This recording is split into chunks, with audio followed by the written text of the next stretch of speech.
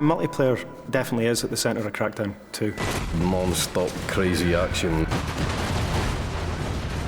It's a very physical game. You can ram people out of the way and it flips them up and they spin off into the sky. With plenty explosions. Just general awesome action all round.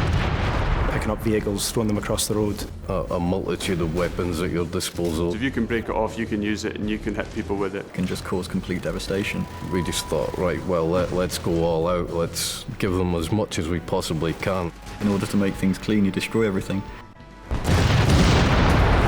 You know, fire cleans all. Episode 1, Fun with Friends.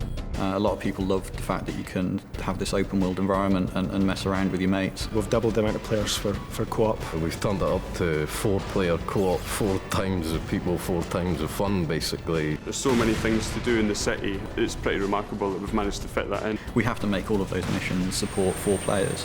And not only that, we have to make sure that those missions are supported for 4 players, playing 4 different missions scattered around the world of Pacific City.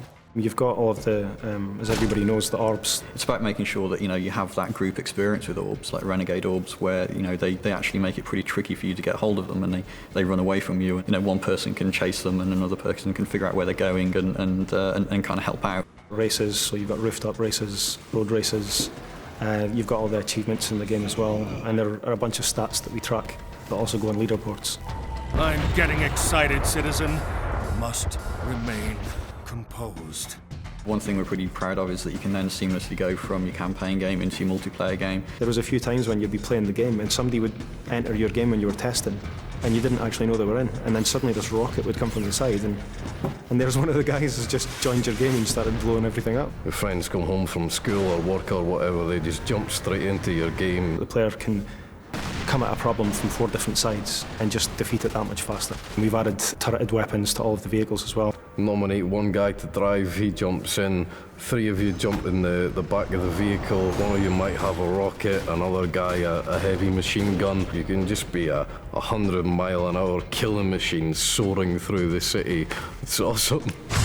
It's really down to the player to try and figure out tactics and strategies to use co-op gameplay. You can decide to ignore any direction you've been given and just mess around, do what you like. And we've added in the 16-player PvP. We support up to 16 people in the online game, and that's varying on different game types. At the moment we've got 3 different game modes: deathmatch, team deathmatch and rocket tag.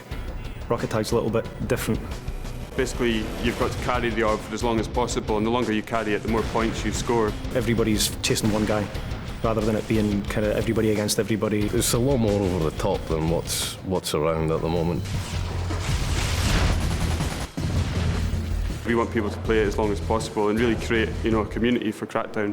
What I describe as one way of playing a game, someone else is going to say, oh, no, I'm not sure about that, but will have a completely different and brilliant experience than somewhere else in the game. So, I mean, there's so many different aspects, and we've tried to cram a lot in Crackdown 2 and just hope that you guys enjoy it. Brace yourself, man, it's going to be a wild ride.